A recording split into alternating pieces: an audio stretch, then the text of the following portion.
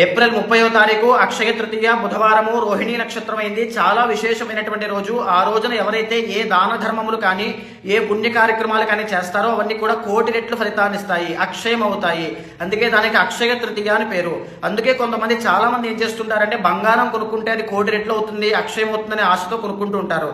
కానీ అది కరెక్ట్ కాదు. ఆ రోజున బంగారం దానంగా ఇవ్వాలి. గోదానము, భూదానము. ఎవరైతే శివ సాయుధ్యాన్ని కోరుకుంటూ ఉంటారో వాళ్ళైతే గోధుమలు, శనగలు, పెరుగన్నము దానంగా ఇవ్వాలని శాస్త్రం చెబుతోంది. ఇంకా చెప్పాలి అంటే జలదానము, అంటే వాటర్ దానంగా ఇచ్చినా, లేని వాళ్ళకి భోజనం పెట్టినా, ఎండలో ఉన్న వాళ్ళకి గొడుగు దానంగా ఇచ్చినా, లేని వాళ్ళకి చెప్పులు దానంగా ఇచ్చినా, వస్త్రదానము బట్టలు లేని వాళ్ళకి ఇచ్చినా విశేషమైన ఫలితాలు. దరిద్రం అంతా కూడా నాశనం అవుతుంది. ఎంతటి కష్టంలో ఉన్న వాళ్ళైనా ఈ దానాలు అక్షయ తృతీయ నాడు చేయండి, వాటి నుంచి బయటకు వస్తారు.